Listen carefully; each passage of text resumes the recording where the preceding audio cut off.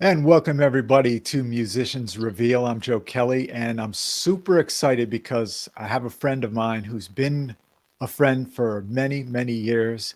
He is a genuinely kind-hearted guy, very talented. He is the host of the successful YouTube series and the website TheEntreMusician, and also the founder of the Youngstown, Ohio jazz funk fusion contemporary jazz band SounDoctrine. He's got a new single out with SounDoctrine. Always things to talk about. We welcome once again Jere B. How you doing, brother? And I'm doing absolutely excellent.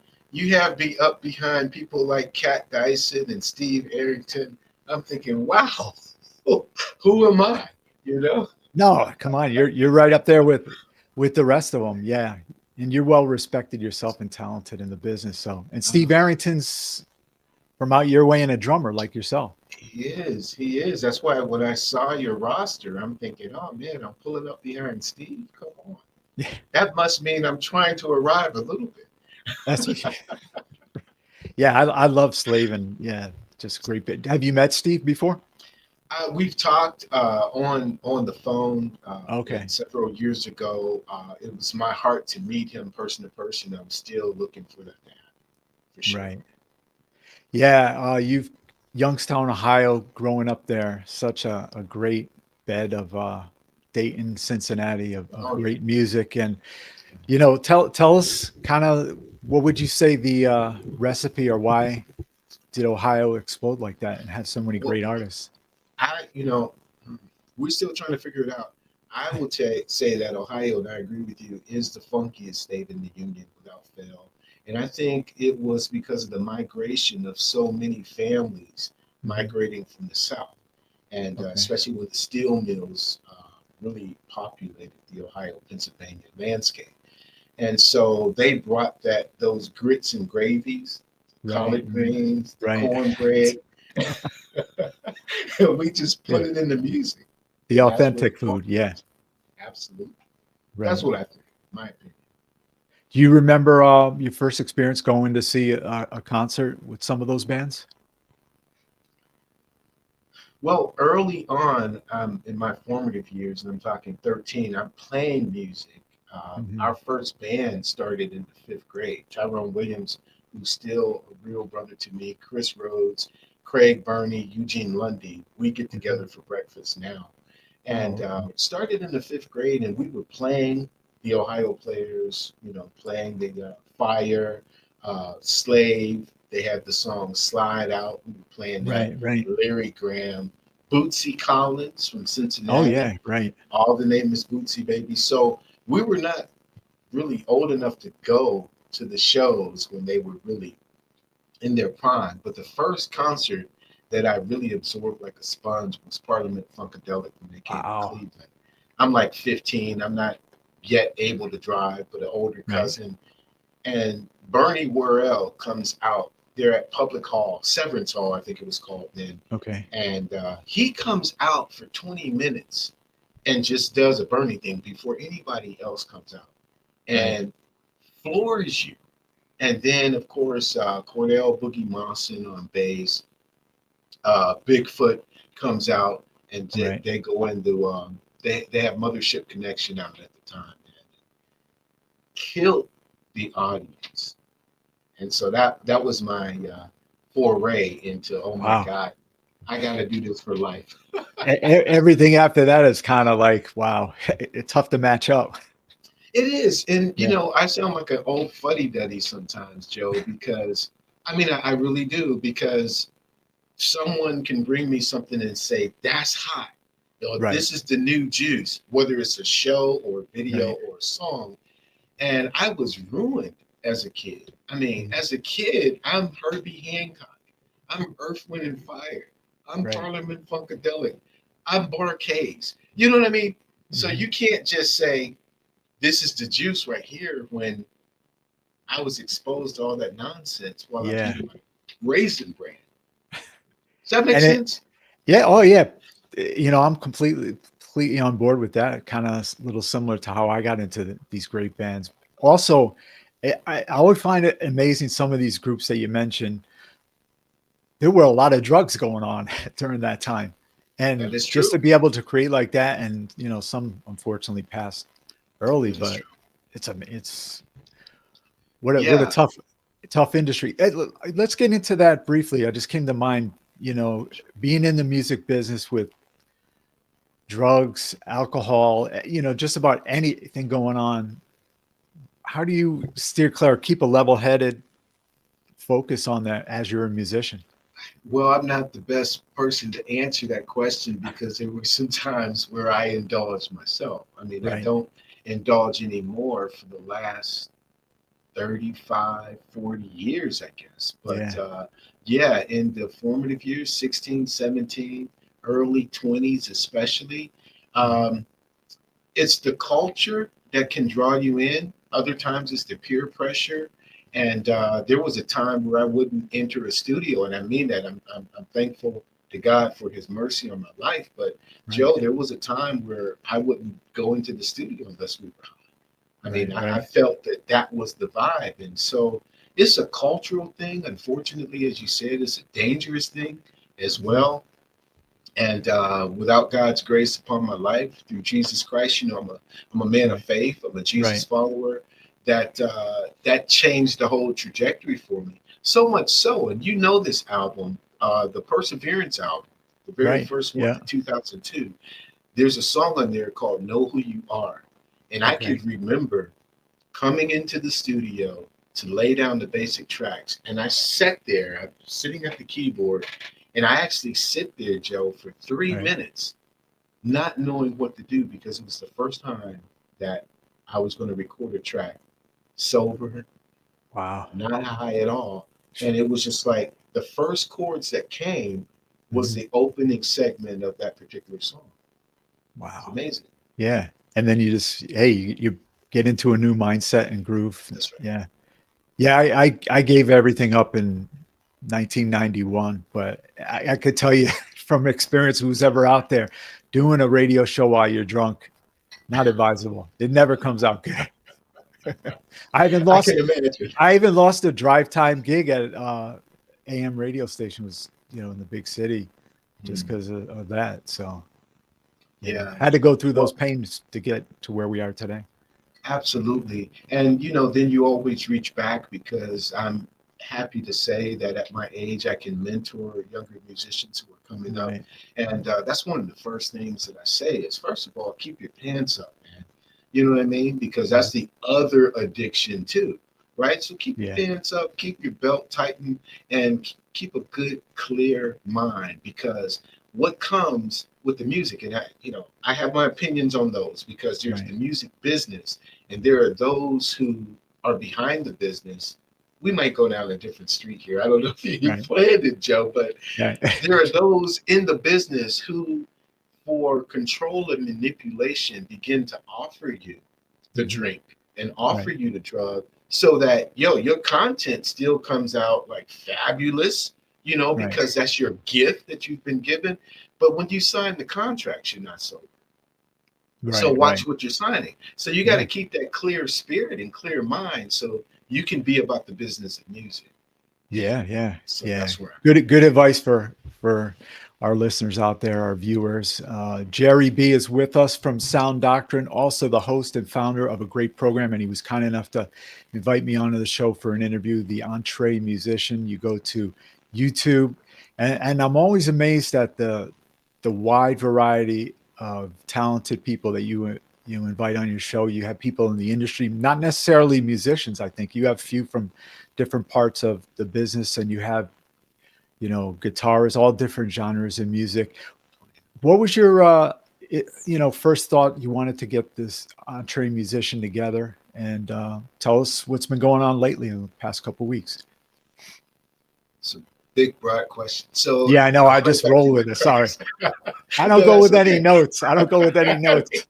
Me either. And you knew Yeah. that from when we got together. Right, right, And you were sitting on the other side of the glass. right. But the EntreMusician actually came about right before the shutdown. This is Okay. 2018 or so. And I just felt because of radio, and I do have a background in radio, I was a talk show producer for 11 years, and then I was an on-air DJ before that. So, with this new medium that they were calling the podcast at the time, that somehow, some way, I should be involved. Okay, Jerry, so what are you going to talk about? Well, the only thing I know is music and the music business. And so I figured I would begin by sharing experiences that a person should not do. For example, if you don't do this, because I did it, then Right. you're probably going to be successful. Just don't do this. Right. And that's Right. how it started. Then, by God's grace, I met a man who's no longer with us. His name is Vance Anderson. I met him on LinkedIn. Vance was Tony Bennett's road manager for 20 years before he fell ill and had to, come off the road. But he was the epitome of excellence. And we just struck a good chord with each other. Met Linda Valero. She's an associate professor at Berklee School of Music. She's a professor of voice there. And met a gentleman named Daryl Looney. So we began talking about, you know Daryl, right? Yeah, Jazz, yeah, right? Daryl. Yeah, jazz funk fusion. Yeah. Yep, Fat Funk Click is his Right. group. And so we began talking about going beyond the podcast. When we put the podcast together, it was going to be something that we could do to interview those who were at the highest echelons, but then also the person that just dropped their first EP yesterday. Right. And we just wanted to give some equilibrium to that, because you can learn from everybody. Everybody Right. has a story. And the person who's up there in the limousine can learn a thing or two about the guy on the ground, on the curb. So that was what we began doing. And then it just turned into this beautiful community, which it is right now. Right now, we host about 23 people on any given Sunday night. And then we have a growing international community that we host on Saturday mornings. And what we found is musicians across the world are dealing with the same challenges. Right. Copyright, distribution, publishing, marketing, and just being able to create a support system so that they don't feel alone became the crux of the EntreMusician. So, I think I read I could go something. forever. I'm sorry. No. I didn't want to lose my thought. I've got ADHD, so I don't want to lose it. So, as far as like, I read something in an interview that you did that you mentioned, when you reach 50 or, in 50 to 60 age bracket, you kind of said, hey, we got to support each other because Correct. the industry's not doing that. So Correct. that's a huge part of it, right? It's a big part of it. In fact, and I have to scoot up here because I wrote a book, man. I wrote this book called The Path to the EntreMusician. Okay. Because, and I wrote the book, it began as a journal. This is called 9 Keys to Unlock Your Mindset, Discipline, and Focus. Had to follow through with the plug, but I wrote it because I was leaving my day job, and I had been in ministry at a church for 18 years, and then another church prior to that for 10 years. And I'm always doing SounDoctrine. That's on the side, traveling, recording, doing everything. But as I was growing, and then my girls, we have 3 daughters who are all adults now, out of the house. Lori and I are empty nesters. It's like, okay, so what does this next chapter look like? And I felt that some of the insecurities that I was having, I was also having these same conversations with others who were over 50 years old. This is something that they did. Oh man, we really had this great dream, but time has flown so quickly. Yeah. What the heck are we gonna do? Right? Right. Am I still relevant? Does my music still matter? Man, I got the equipment and all of that stuff that's in the basement, but maybe that's a time gone by. Plus, what is this new thing that's happening? This Spotify. There are no record stores anymore. Right. There are no CDs. There's no downloads. So you have all these questions. And then on the horizon is this thing called AI. What do we do? Right. And that's where the support began to build. So, and you probably see a lot of artists who just they're at square one learning all this, right? Exactly. Yeah. But when they come to the EntreMusician, we put our arms around them. It's like a big blanket of love Right. that Yeah. we put around him, and we begin to go. Let me tell this one success story. His name Mhm. is Thomas Alexander. He's from Alberta, Canada. Oh, Thomas okay. Alexander came to our coaching program last January 23. It's a 3 months coaching program. And Thomas had no connections. He was that guy, Mhm. 74 years old at the time, just turned 75 this year. No connections. He had been a singer. He had traveled with all kinds of different bands, rock bands, jazz bands, golden voice. But that was the time going by. Now he's a grandpa. With Yeah. Jerry, I still have a dream. I don't know if I have the energy. I don't have the connections. Okay. Went through it, 3 month course. Now he's doing Motown reviews. He just did a tribute show, Ray Charles tribute show. He's recording another album, Wow. 75 years old, and touring around Canada like, yo, it's a Hey, beautiful thing. the EntreMusician effect personified with him. I think he was there the night I was in your group. You I'm played some of sure his he music, was. right? Yeah. That's correct. That's Yeah, correct. yeah. I mean, yeah, Dynamic. he's dynamic, great level of musicianship and singer. Yeah. So, Absolutely. so we'll have all the links and we'll have them on the screen here for the EntreMusician. You can go to the website and also go to youtube.com. Just type in the EntreMusician, ENTRE musician, Jere B. A slew of interviews. You can get lost listening to a lot of and watching great interviews. Maybe click on ours once in a while. Yeah, yeah. Yeah. But yeah, you've recently who have you had on that you've been busy since I stopped by? So Bob Baldwin, just had a conversation with him, although it'll be a leapfrog week until that one goes live. That will Oh, be my okay. second or third conversation with him. And Bob has become a friend. He's putting out 2 albums this spring. And Right. so we had to talk about that. Sharon Ray North, Oh who's yeah, I doing know the, Sharon. Yeah. She's been on the show a yeah, couple times. Yeah. she's beautiful, beautiful. And, she's born and raised in Youngstown. Did you Oh, know that? okay. No, I didn't know that. I Yeah. know she's got a TV background too, she told me. Yeah. Absolutely. So she Yeah. was in TV when I was on radio. Oh, okay. So So you go way back. yeah, so she's a Yeah. couple of months older than I am. I never tell a woman's age. She's got a couple of months on me, But but she's been doing a yeah, lot of touring, right? With another lots of guy. touring with Yeah, Paul yeah. Brown. Paul Brown, yeah. Yeah, Smooth Paul jazz. Brown, Yeah. and they're bringing the summer series to Youngstown. So I interviewed her last week, and her interview goes live on this coming Monday. Oh, I'm gonna definitely And check that out. Yeah, she's really nice. Yeah. so we've put 2 TV shows together here. Right. Not her and I, but she's been Right. on one of them. But we have Artist Impact, which we just That's filmed right. our Yeah. 26th episode, and that's a great platform. I was blessed to be able to walk into that. That was like an idea Mhm. that was kind of handed to me, and then off of that, we developed director's chair to expand the Artist Impact brand, and where we interview independent filmmakers now. So we're just So growing where's the best spot? The three different programs. What are the all on places? YouTube. YouTube. That's a Okay. central hub. Yeah, Okay. central hub. But the Jere B. Artist Impact, no, the Artist Impact and the director's chair, you would want to put in Armstrong because that's Armstrong Media. Oh, That okay. those Yeah. show belongs to them, but I'm blessed to produce and host them. Okay. So let's move along to SounDoctrine, your baby, jazz My funk baby. fusion. Some great Christian positive words Yeah, and yeah, vibes on there. The new single, Tomorrow Today, right? yeah. Tomorrow, Yeah. today. Just when did that come out, man? Just I've been working so hard. I think that was February. It was Yeah, February. yeah.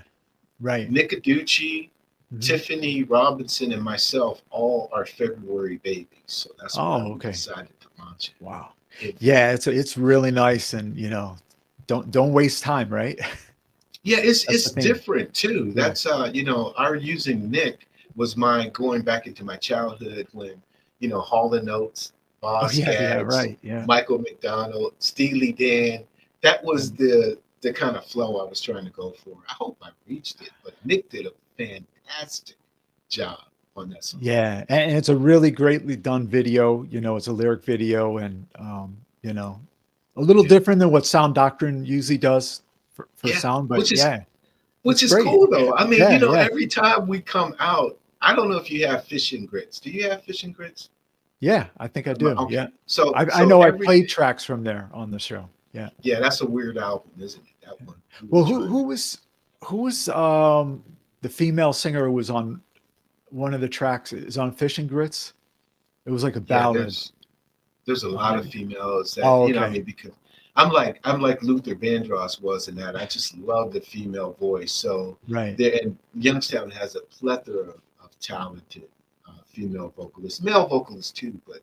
primarily I migrate because my mom sang. So Right. it's just Yeah. And speaking about your mom, your lovely mom, heavenly, yeah, thoughts to her. yeah, Today man. was 16 years. We were talking off air. 16. Yeah. Yeah. Yeah, So your mom would tell us a little bit about your mom if you feel up to it. yeah, absolutely. My mom, Ellen Young, who was just a vibrant, feisty bag of sugar. She was as hard as she could be sweet. And Right. there were times she married twice. She was married to my father. Mhm. Their relationship didn't last. I think I'm 2, so I don't remember them being together. And then she married again when I was 7, and that relationship lasted until I was about 16, 17 Oh, years old. okay. Yeah. So there was some of that where she was really pulling the weight, and I can tell you, I agree that a single mom, God bless them, they cannot really raise a man. But she called my grandfathers in, she called my uncles in. I wasn't going to get away with much, you Yeah. know what I Yeah. mean? That's At least right. the things she found out about. There was a couple things she Right. didn't Right. know. She went to heaven not knowing those Yeah. things, gratefully. Yeah. But she was a public speaker. Mhm. She gave these readings. She was very dramatic, very impactful, and she sang all the time. So Right. uh, that part of her spirit, I believe I inherited. I don't sing, but the Right. creativity of it all. So So yeah, where do you line up with the siblings as far as your mom's I'm the kids? oldest. Yeah, I'm the Oh, yeah, oldest. me Two too. sisters. Yeah. Oh, okay. Yeah, I got 6 brothers actually. No girls in the family, but Really? yeah. Yeah. So my mom, same thing. She had to rate. My parents were married, you know, but my dad was traveling out of the country on business half of the year. So my mom, a lot of times had 5 boys in the house and a lot of stress. Yeah. Did she just pull you up by the collar?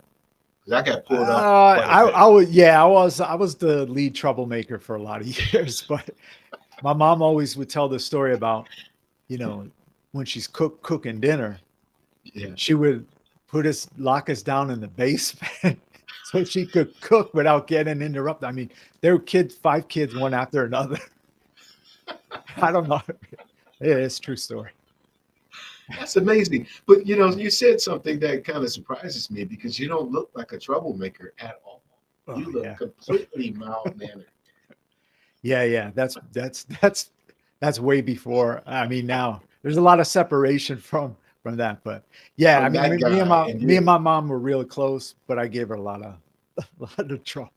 Yeah, Yeah. yeah. So I know I yeah, kept my mom on her knees. I know she was yeah, praying yeah, for me for sure. And then she would call the other church mothers and go, "Please pray for that boy. yeah, I yeah, think he lost his yeah. mind."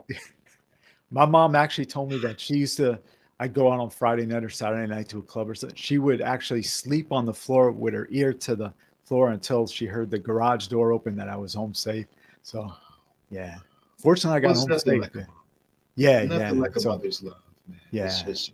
that's So we're right. celebrating my mom today. I'm gonna go and get a banana split. That was her favorite dessert. Yeah, yeah. You know, go And and you see my worked out that, sisters. yeah, and you worked out so you can Yeah, afford the yeah. extra calories, right? Well, I don't think so. That's what I tell myself. But I still look down and go, okay. Well, You're on a journey, but what do you do to work out? What's kind of your regimen? well, I hit Planet Fitness, man, and I go through the circuit. Some people work chest a day, legs, then another day, and all that. I just do the buffet every morning at 5:15 till about 7:30 or so. A lot of strength training, and now it's about the eating because my wife is surpassing me. I mean, she's doing the no carbs, high protein, low Yeah. fat, and all of Yeah. that. You were telling me And about those. Yeah. Yeah. I'm a French fry guy. Man, anything you want to do to the potato, I love you for it, right? Right. Right. Just smash it, boil it, fry it, whatever you want to do. And so now I'm committing to backing away from the potato. How about pasta? I'm not much of a pasta guy. I love a Okay. great lasagna, Oh love a yeah. great Yeah. Yeah. lasagna, Me but I too. haven't had spaghetti in years. I just don't migrate to pasta. But Right. the Right. potato Yeah. is my That's friend. right. Any variation on the potato. Yeah. Have you ever Yes. had poutine, the Montreal style? You heard of that? I, I've had it like once. I'm not, Yeah. it's okay. It's like overwhelming. I mean, it's not a healthy thing. I don't think they can make a healthy version of it. But yeah. Right. So Right. But French fries, oh my God. right. There was a time where I would just qualify a restaurant by the amount of fries they give. Because if you can count the fries, this is not a good place, right? I Yeah. shouldn't have Right. 9 fries on my plate. I should have a plethora. Yeah. That's right. Yeah. They can't short Jerry B on the No, fries. not the fries. Right. So Jerry B's with us. Sound Doctrine. Let me ask you about Sound Doctrine. Are you Sure. back in the studio? I mean, you're always busy working. You know what we're doing? We have flipped, and I think again, when the shutdown came, it altered a lot of different things. A lot of ways that you would do music or think about the next album, the next project. And what we begin to bury ourselves into and are kind of knee deep at the time is writing for sync. So those are sound doctrine projects that are going to briefs in different music libraries and whatnot. And Okay. tomorrow today almost went to a music library Oh, okay. because I'm like, well, what am I going to do with this? You know Mhm. what I mean? And the way that the library shops in film and TV is much different because the landscape, of course, has changed in releasing the Right. record. But there was something about the record that I said, well, I just got to try. And after you play it, we'll talk about one of the new avenues that have opened up for musicians that we launched tomorrow today. So I would Right. highly recommend that. Yeah, you've this is how many albums Sound Doctrine in the whole catalog? 4 or 5? 6. Do you want to count Jim Coconauer? I know he's Oh, been on okay. your show. Oh yeah. Yeah, I was going to ask you about Jim. We'll Yeah, move right to Jim. He was awarded received an award not too long ago. I saw a nice picture of you guys together, right? his dad was Oh, awarded okay. the picture. Yeah, his Oh, dad okay. was. Yeah, because Okay. I'm friends. They're a beautiful family. The Coconut family is beautiful. And Jim had 4 albums under our label, even after he began as a solo artist. I mean, he was a Right. solo artist when he was playing with us, but Right. when he left the group, he did not leave the label. So that's still a Sound Doctrine label, me and Oh, Yana, okay. Right, and right. we're the best of friends Yeah, that's great. Friends to the last breath, right? Yep. to the last breath. Yeah, Right. he's a brother. I got But to get so into that would be yeah. 9. I'm sorry. Oh, nine. That So would yeah, be you're building them 9 right up. pieces. Yeah. So getting back to the Nick Aducci and Miss Tiffany. Robinson, Tiffany Robinson. How did you become connected with them? So Nick Aducci is a force of nature. I'm working out of this studio in Hubbard, Ohio, not far from where I live. And Okay. the different engineers there at the studio, because I'm more of a producer than I am engineer, but their dockets were kind of locked up. And both of them, there's a guy named Paul Longo and another Okay. gentleman named Jim. And they had done earlier Nick Aducci material, and he needed his third CD remixed. And they couldn't fit him in. And they said, man, you got to work with this guy. And I'm like, absolutely not. I got my own schedule. I'm trying to Right. keep on point. But they gave me some of his music to listen to, and they said, he's in Florida right now. He's going to call you. I'm disgruntled about it. I'm like, I don't like anybody like really rocking into my schedule. Right. I heard this guy, and I'm thinking either he's the second coming of Bob Dylan mixed with John Lennon, and he's just got this thing. Hmm. It's so beautiful, and he's an acoustic player mostly, either Right. acoustic guitar or piano. Some things he'll bring in like an organ, harmonica, just really interesting folk singing. So I talked to him. We went through the remix project. There were 8 songs on his CD. Do I have one here? It's on here. See? Oh, okay. Yeah, United Music. Hmm. And so anyway, um, I fell in love with his voice. I fell in love with his style. He's so young too, man. He's like 25. So I called his dad, and he's a teacher. Nick is a teacher in our local school system. And I'm Oh, on his okay. dad about, okay, well, what is this guy going to do? What is your son going to do? He doesn't know me from Adam. I'm that Right. pushy guy. I'm that Wow. Aquarian, right? And he said, yeah, well, we're trying to do this and do that, and we're in contact with these people. And I'm like, well, I'm writing this song. I want him on the on the song. And he says, of course, well, you got to ask my son. You know what I mean? But Right. he's an adult, right? Right. Ask him.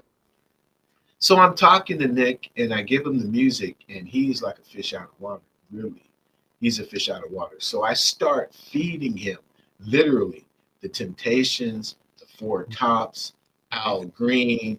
This is the gravy that we're trying to get to. And, we got to break the Bob Dylan a little bit, just a little bit, to melt you in here. Yeah. And once it was broken, man, that guy, now he's got a little taste of Al in him.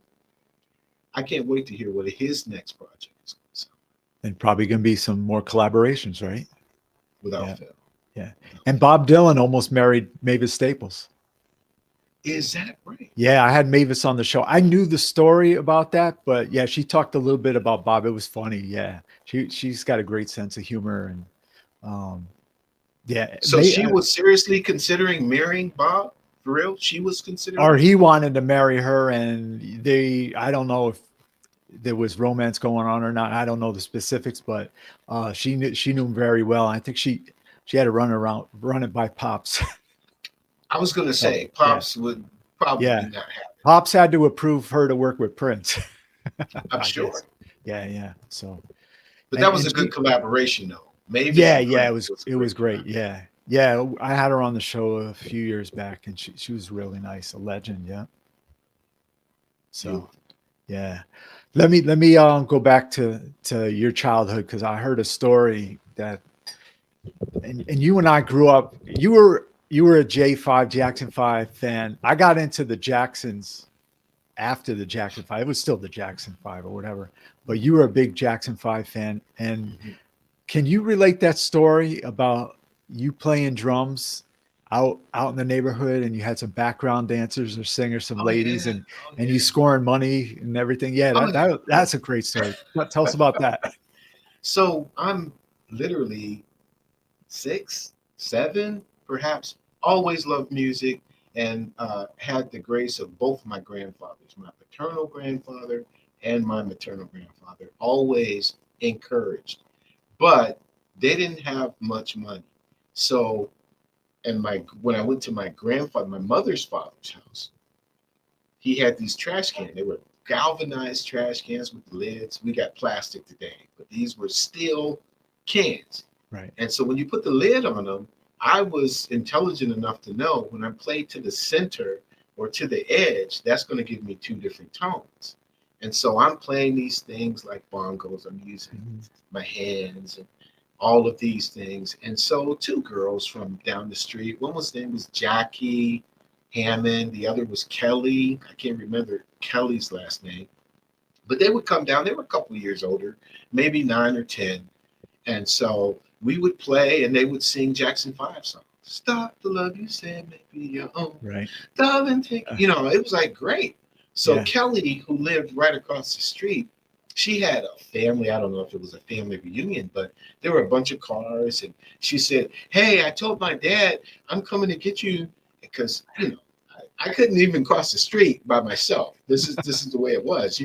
So she asked my mom. We went across the street, and they had a little coffee table, and we were doing our Jackson 5 revenue. And somebody somewhere decided, first of all, to clap, which I never Right. heard applause before. And somebody somewhere decided to pass the hat. And I don't know. Maybe I got $1.20. Who knows what it was? It was change. But the corner store was right down the street. And I thought, yeah, Okay. There you go. I like this. Right, You right, know? right. And you Absolutely. parlayed it into a professional music career all these years. So Yeah. yeah, And yeah. both my grandfathers purchased me drum sets at various times in my life when I needed them. And that's how I was a drummer in the fifth grade, and White Tyrone came in Mrs. Jenkins' class and said, "Hey, man, I hear you play the drums. We're putting a band together." It's off to the races. So speaking of inspiration for drummers, Yeah. who are some of yours? Oh my gosh. Everybody. Well, um, early on, I was really into Steve Gadd.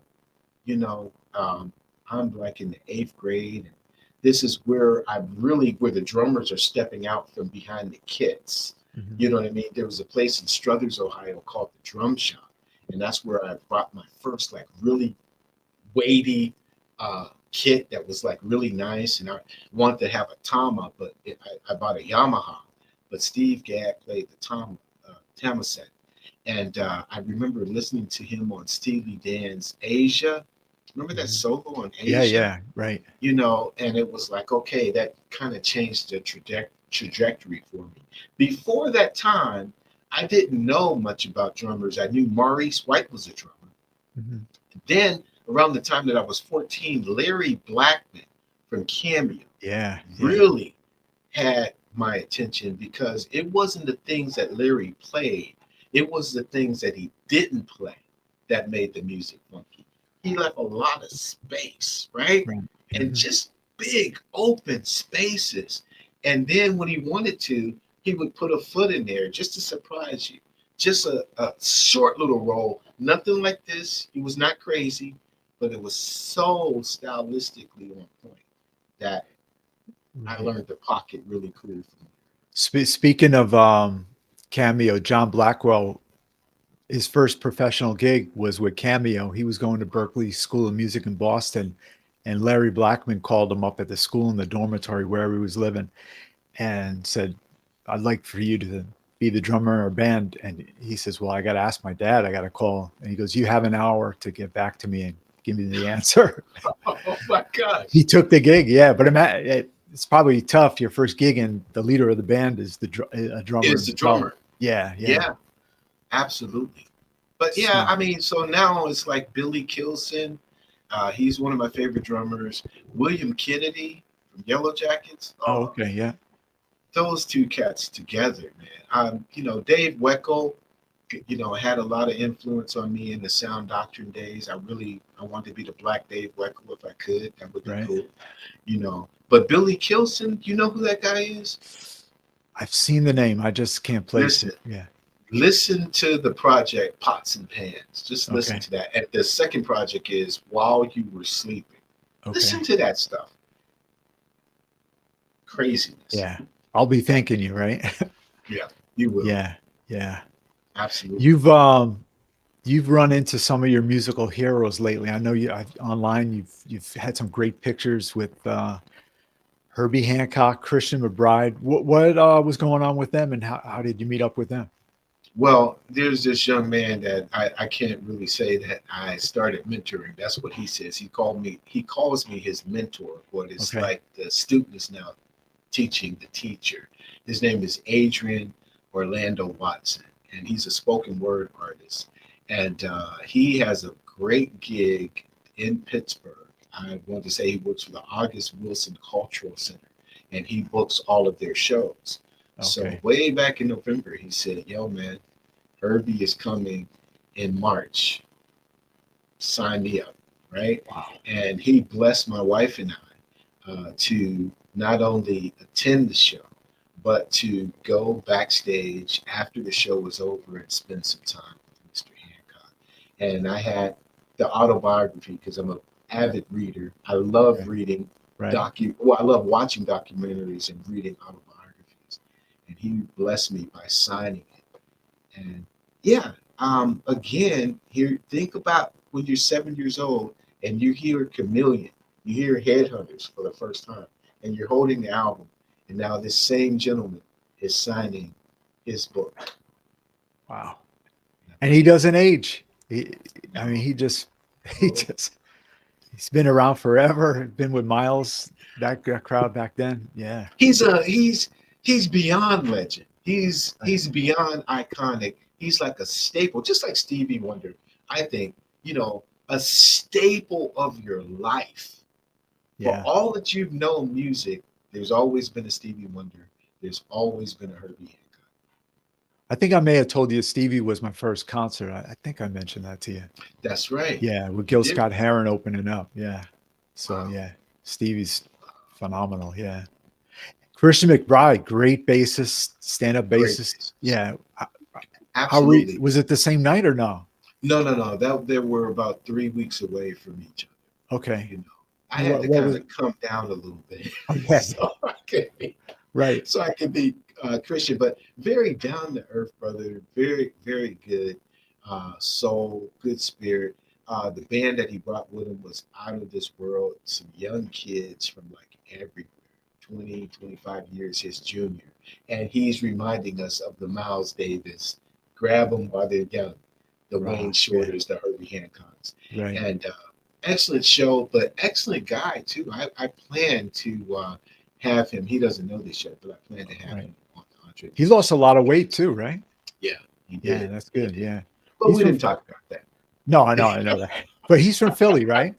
He's from Philadelphia. Yeah, Absolutely. yeah. So yeah, great. Yeah, I lived there 2 years in Philadelphia. Great city. Yeah. yeah.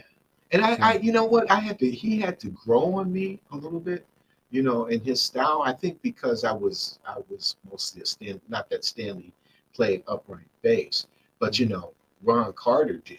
And so if you want to come and take a Ron Carter spot, you better be hitting it hard. So yeah, I yeah. really didn't get into Christian until like the third album. You know what I mean? I think it was Mhm. Family Affairs, so that might have been his fourth album. And he grew on me a little bit, just like Roy Hargrove. God bless him. Yeah, May yeah. he rest in peace. But Roy had to grow on me a little bit. But when he did, he really hung in there.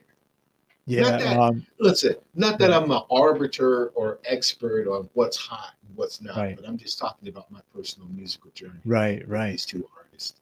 Yeah, speaking of Roy Hargrove, we saw Prince years ago at the Montreal Jazz Fest, and Roy Hargrove came out and played trumpet for the second part of the show for Prince. That was great. I think it was right after Prince's parents had passed, and he did the first part of the show. There were hardly any lights on stage. Kind of Miles Davis sometimes turned his back. Sometimes we were in the second row. Sometimes he would sing, and he wasn't up to the microphone, but we could hear it. And I would love one day to hear the audio or the video for that, but I've yet to see it. They took an intermission and he came back and it was full on hits. So it Wow. was a pretty unique show. Yeah. Please tell me whose parents had passed at that Oh, time? Was it Prince's. They passed, a few years apart, but I think one of his parents had just okay? passed. It was right around that time. And Wow. yeah, he came with it. He was like, I'm going to do a different kind of show. So yeah. And my wife, geez, always gives it to me because Prince tossed his black fedora into the crowd. I'm in the second row. I have it in my hand. A girl behind me snatches it from me. Oh my. And geez, like she never forgets that. So Get the hat. What happened? What happened, Joe? Why didn't you grab the hat? I Right? just was like, I couldn't believe I had his hat in my hand. I was just like, and the girl behind me obviously wanted it bad. And I used to be a baseball player, so I could error on me. So, but yeah, so What many, can you say? yeah. Um, let's direct people to SounDoctrine's website. Sure. That's We'll have easy. it up. Yeah, go ahead. Yeah, sounddoctrine.com. But one D. You know the story of the Right. two Yeah. D's, right? Okay. So No, not I know is no, but tell us the listeners. you remember the story. And let me say this. I think, Joe, this is a great place to say thank you, man. Thank you for being one of the first DJs to embrace us. I mean, Oh, we didn't know okay. what we were Hey, doing in 2002. I mean, my God, you got to make this record. All right. Okay. So what are you going to do with it after you make it? I don't know. Right. Just learning. Yeah, we got all these copies here from. Yeah. Yeah, And yeah, you embraced us though, and you interviewed us and treated us like we were stars. And I'll never forget you for that. yeah. I Thank you so appreciate it. much. Hey, much love back to you. You've always been supportive of our show, and hey, let's stay healthy, and we can do a few more of these down the road. Absolutely. But the Yeah, Sound Doctrine website story is, you were asking me then, okay, yeah. so at sounddoctrine.com, there's no reason for me to have to spell it out or Right, say right, one D. right, But we begin to get hate mail, not as a result of your show, but just in general. right. And people are upset. They're Yeah, upset. I don't understand. Why are you upset? It's a jazz album with a little right. bit of Yeah, funk and soul on it. right. Well, you can't tell me this and you can't say this to me. And I'm thinking, okay, so this one lady was very forward. Mhm. 3 paragraphs into it, I have to respond by, I don't understand. Where did you go? I went to your website. She goes to this website, sounddoctrine.com, with 2 D's in it, Mhm. no hyphens, no nothing. And it just happens to be of this angry preacher, okay, Oh, that is damning everybody to hell. I mean, just, there's grace. I, mhm. again, am a man of faith. Right, I am a Christ follower. I know the dimensions of the Bible and I study the Bible, I read the Bible, but there's a way that you present a truth to a person without having the baseball bat that you were talking about. right, right. Jesus didn't bring a baseball bat, he brought an invitation. You understand what I'm saying? Yeah, yeah. But this dude had the bat. And so that's what they attributed to Sound Doctrine Group. Oh, And okay. so I had to say 1D, Sound That's it. Doctrine, one word, 1D. And now she's your biggest fan. I hope so. Yeah, I hope so. yeah. If you're out there, you're Yeah, part of Jerry B's musical lore. It's on doctrine. Yeah. So Jerry absolutely. B, yeah, I gotta thank you so much, man. You're just a Thank you, bro. tremendous person, and much love to you and Lori. And Appreciate you. yeah, and you gotta just ask her to forgive you for the banana split tonight.